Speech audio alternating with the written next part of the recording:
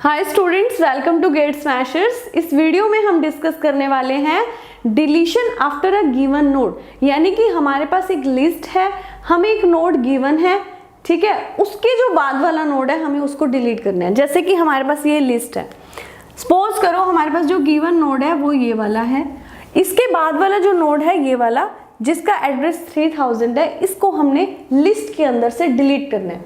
कैसे करेंगे? यहाँ हम दो पॉइंटर्स का यूज करेंगे। सबसे पहले जो पॉइंटर है एक जो हम लेंगे उस गिवन नोड पे पॉइंट करेंगे, वहां पे पोजीशन करेंगे इसकी। उसके बाद जो सेकंड नोड है, जिस नोड को हमने डिलीट करना है उसको वहां पे पॉइंट करेंगे, यानी कि हमने इस वाले नोड को डिलीट करना है। ठीक है, अब सबसे पहले तो हमें इन पॉइंटर्स की पोजीशन को सेट करना है। कर दिया फर्स्ट स्टेप। उसके बाद आपको पता है कि हमने ये दूसरा पॉइंटर क्यों लिया, क्योंकि हमें इस वाले नोड को इससे भी लिंक करवाना है। इसको डिलीट करने के बाद इस पॉइंटर को फिर डीएलोकेट करना है। ठीक है, तो लिंक कैसे करवाएंगे? इसका जो नेक्स्ट है, P2 का जो नेक्स्ट है, किसके नेक्स्ट में डाल देंगे? ये जो P1 का नेक्स्ट है। तो अगर यहाँ पे 4000 आ जाए तो ये किससे कनेक्ट हो जाएगा? इस वाले नोड से। इसके बाद हम इसको क्या करेंगे, इस मेमोरी को हम डीएलोकेट कर देंगे, तो ये जो नोड है वो इस लिस्ट से क्या हो जाएगा? डिस्कनेक्ट हो जाएगा। ये है deletion after a given node. ठीक है, इसका स्यूडो कोड देखते हैं हम।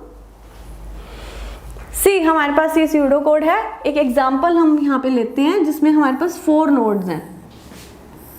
तो ये हमारे पास है एग्जांपल हमारा, इसको इंप्लीमेंट करके देखते हैं। यहां हमने क्या ले लिया, यहां हमने ले लिए 2 पॉइंटर। हमें क्या है, हेड गिवन है हमारी लिस्ट का जो कि हमारे फर्स्ट नोड को पॉइंट कर रहा है। उसके बाद हमारे पास की गिवन है। अब मैं मान के चलती हूँ, मैं ऐसे ज्यूम करती हूँ कि जो की हमें गिवन है वो हमारी क्या है, 23 है।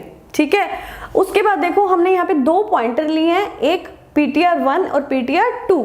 ठीक है, यहाँ पे सबसे पहले हमने, ये आपको पता है कि ये कौन से पॉइंटर है, pointer to structure whose type is node. तो नोड आपको पता है ये सारे क्या है, नोड्स, जिसके 2 पार्ट होते हैं। फर्स्ट पार्ट में ये डाटा कंटेन करते हैं और सेकंड पार्ट में ये क्या रखते हैं, नेक्स्ट नोड का एड्रेस कंटेन करते हैं। ठीक है, यहाँ तक क्लियर हो गया। उसके बाद देखो सबसे पहले हम फर्स्ट वाले पॉइंटर की पोजीशन को सेट करेंगे। तो पोजीशन सबसे पहले क्या रहेगी, हम पॉइंटर को यहां से मूव करवाएंगे। तो सबसे पहले हमारी स्टेटमेंट क्या रहेगी कि जो हेड की वैल्यू है वो किसको असाइन कर दो, PTR1 को। तो हेड की वैल्यू हमारे पास क्या है, 100। तो हम PTR1 को क्या दे देंगे, यहाँ पे 100 दे देंगे। तो हमारा जो पॉइंटर 1 है वो कहाँ पे पॉइंट कर रहा है, यहाँ पे, क्योंकि इसके पास क्या है, 100 है। क्लियर? उसके बाद देखो हमारे पास यहाँ पे आता है लूप। लूप में हम क्या करेंगे, पॉइंटर को आगे चलाने के लिए हम चेक करेंगे कि इसका जो नेक्स्ट पार्ट है वो नल तो नहीं है। तो हमारा जो नेक्स्ट पार्ट है यहाँ पे पॉइंटर 1 का, वो नल नहीं है। तो अगर नल नहीं है तो कंडीशन यहाँ पे क्या होगी, ट्रू। ट्रू है तो ये क्या करेगा, लूप के अंदर एंटर कर जाएगा। फिर से हमने एक कंडीशन लगाई है, क्यों? अब हमें ये भी तो चेक करना है कि जो इसकी इंफॉर्मेशन है, जो इसका डाटा है, वो हमारी की से मैच कर रहा है या नहीं कर रहा। तो हमारी की से क्या मैच कर रहा है, 23 बराबर है 25 के, नहीं है। तो अगर नहीं है तो ये इफ वाली कंडीशन को चेक करने के बाद ये क्या होगी, फॉल्स। फॉल्स होने के बाद ये इसकी स्टेटमेंट में जाएगा ही नहीं। किस पे आ जाएगा, यहाँ पे, नेक्स्ट लाइन पे। यहाँ पे आया तो इसने देखा जो PTR1 है क्या हो जाए, PTR1 का नेक्स्ट हो जाए। अब PTR1 का नेक्स्ट क्या है, 200। तो अब यहाँ पे PTR1 कहाँ पोजीशन करेगा, यहाँ पे करेगा। PTR1 कहाँ पोजीशन करेगा, 200 वाले एड्रेस पे वाले नोड के ऊपर पोजीशन कर देगा। तो इसको हम यहाँ से इरेज कर देते हैं, राइट। अब देखो ये दोबारा से लूप पे जाएगा, ये चेक करेगा कि जो PTR का नेक्स्ट पार्ट है वो नल तो नहीं है, अभी भी नल नहीं है। तो कंडीशन यहाँ पे लूप की क्या हो जाती है, ट्रू हो जाती है। अब ये कंडीशन दोबारा से चेक करेगा, हमारे इफ के अंदर वाली कंडीशन क्या कहती है कि जो PTR1 का डाटा है वो हमारी की के इक्वल है। यस, की क्या थी हमारे पास, 23। PTR1 का जो डाटा है वो क्या है हमारा, 23। तो ये इक्वल हो जाते हैं। जैसे ही इक्वल होते हैं तो ये अंदर इफ के अंदर वाली स्टेटमेंट्स को एग्जीक्यूट करेगा। तो अंदर जैसे ही आता है तो हमारी फर्स्ट स्टेटमेंट क्या कहती है, ये कहती है कि जो अब हम क्या करेंगे, हमारा जो सेकंड पॉइंटर था उसकी पोजीशन को वहां लगाएंगे। पहला तो हमने सेट कर दिया, अब ptr2 को सेट करेंगे। कहाँ सेट करना है हमने, यहाँ पे, यानी कि ptr1 के नेक्स्ट वाले पे। और कहाँ है इसका एड्रेस नेक्स्ट वाले का, इसके ही नेक्स्ट पार्ट में है, ठीक है। तो हमने क्या किया यहाँ पे, ptr2 को कहाँ पोजीशन करना है, ptr1 के नेक्स्ट पार्ट पे। तो ptr1 का नेक्स्ट क्या है 300, तो ptr2 यहाँ पे आ गया इस टाइम पे, यानी कि ptr2 के पास क्या है इस टाइम 300 और ptr1 के पास क्या है 200। क्लियर यहाँ तक। उसके बाद वाली लाइन में हमने क्या करना है, हम तो पोजीशन तो हमने सेट कर दी, अब हम क्या करेंगे, हमारे नोड को डिलीट करेंगे। हमारा नोड क्या है, गिवन ये था, इसके बाद वाले को डिलीट करना है, यानी कि ptr2 को हमने फ्री करना है। फ्री करने से पहले हम उसको लिंक कर देंगे, क्योंकि अगर हमने पहले इसको फ्री कर दिया तो उसके बाद ये लिंक नहीं होगा, ये जो आपस में नोड है ये लिंक नहीं होंगे। तो कैसे इसको हम कनेक्ट करेंगे, इसके अंदर जो ptr1 का जो नेक्स्ट पार्ट है, इस नेक्स्ट पार्ट में क्या आना चाहिए, ptr2 का नेक्स्ट पार्ट, यानी कि यहाँ पे क्या आना चाहिए 400।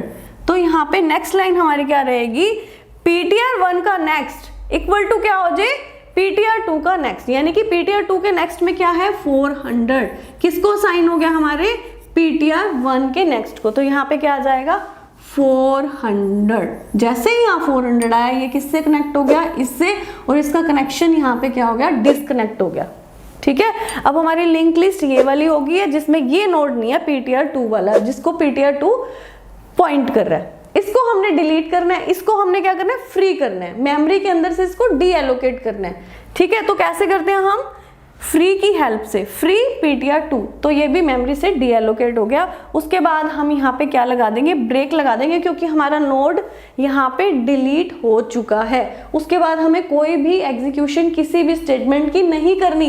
लेकिन अगर मैं यहाँ पे ब्रेक नहीं लगाती ना, अब यहाँ पे मैंने ब्रेक लगा दिया, तो ये क्या हो जाएगा, आउट ऑफ द लूप आ जाएगा, यानी कि यहाँ पे आ जाएगा रिटर्न हेड।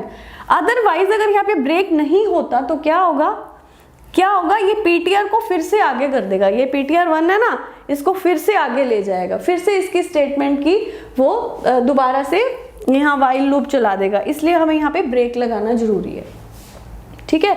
ये तो हमारी एक थी सिचुएशन, ये वाली थी।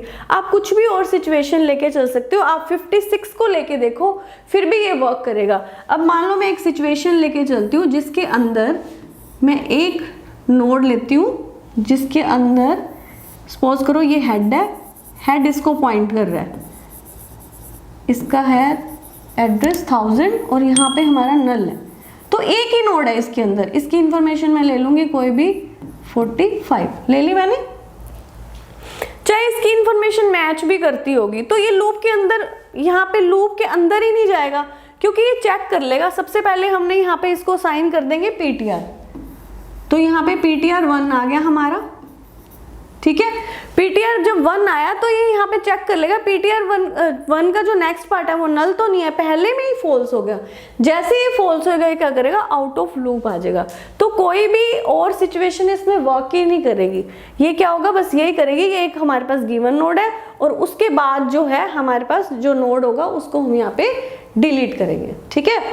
आपको असाइनमेंट है, आपने क्या करना है यहाँ पे, अगर हमें इसी नोड को डिलीट करना पड़ेगा, अगर हमें गिवन नोड को ही डिलीट करना है तो कैसे करेंगे, ठीक है। इसी के अंदर जो इस कोड के अंदर ही आपको कुछ चेंजेस करने हैं, आपको करके दिखाना है मेरे को कमेंट सेक्शन में कि गिवन नोड को कैसे डिलीट करना है, ठीक है। अगर उसके बाद अगर आपका नहीं कोई रिस्पॉन्स आया, अगर आपको नहीं आया तो मैं नेक्स्ट वीडियो इसी की ही बनाऊंगी, राइट। अब बात आती है टाइम कॉम्प्लेक्सिटी की। तो टाइम कॉम्प्लेक्सिटी लिंक लिस्ट की बहुत ही सिंपल है। इसके अंदर देखो हमने एक लूप लगाया है यहाँ पे, और ये लूप कब तक चलेगा, जब तक ये लिस्ट कब तक चल सकता है, जब तक ptr का नेक्स्ट जो है नल ना हो जाए। यानी कि यहाँ से स्टार्ट होएगा, अगर n नंबर ऑफ नोड्स हैं तो ये n नंबर ऑफ नोड्स तक ptr1 जा सकता है। तो क्या होगी इसकी time complexity, order of n, ठीक है। तो ये था हमारा एल्गोरिथम जिसमें हमने गिवन नोड है और उसके बाद वाले नोड को हमने डिलीट करना है। Thank you.